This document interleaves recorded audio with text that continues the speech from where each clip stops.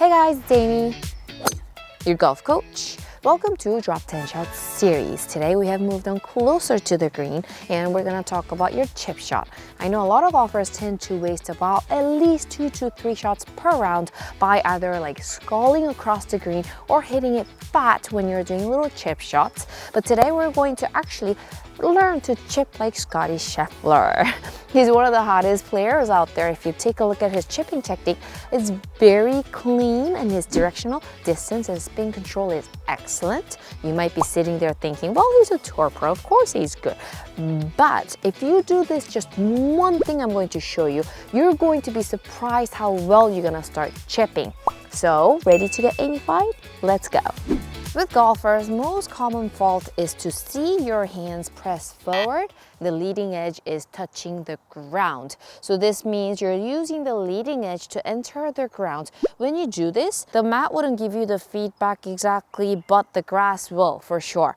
If you are going into the golf ball with your leading edge, the leading edge will dig into the ground, especially if it's like a muddier kind of soil or if it's wet kind of soil or sticky grass, the leading edge will get caught into the ground. You'll end up hitting it super fat to the point where you might advance it maybe like 2 feet, hitting it fat this way. Or sometimes you're trying to avoid hitting it fat and getting that leading edge stuck in the ground. You might help it up and then you might end up sculling it using that leading edge.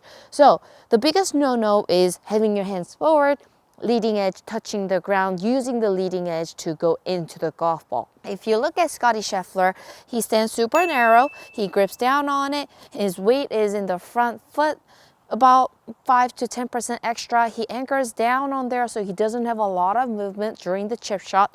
And then his hands are more in the middle, this way instead of press forward. When your hands are more in the middle, now your bounce is touching the ground, which means your leading edge is going to be off the ground ever so slightly. And he's using the bounce. When you use the bounce, when it enters the grass, even if you catch it ever so slightly fat, the club head will not get stuck in the ground. It will be able to glide through beautifully because the bounce is designed to help you with that. And you will be able to hit a decent shot even though it was a terrible fat miss.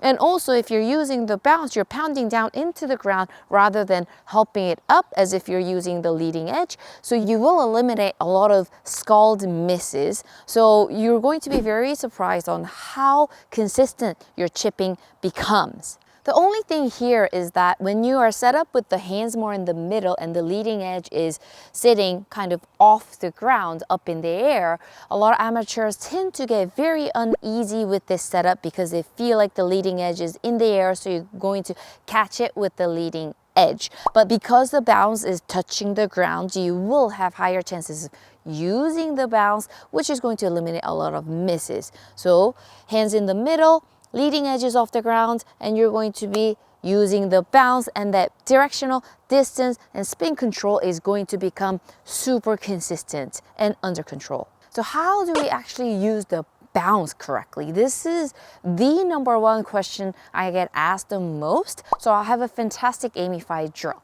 Ta-da! I often use the clipboard, but today I have like a lid to a plastic box. So this is going to give me a really good feedback on what part of the club head hits the ground first. So let's get rid of that ball. I'm gonna place the lid on the ground. And when you set up with the hands in the middle, you can tell clearly that the leading edge is off the ground and bounce is touching the lid. And here you're going to just rock your shoulders, meaning using your body turn push to hit that bounce on the lid.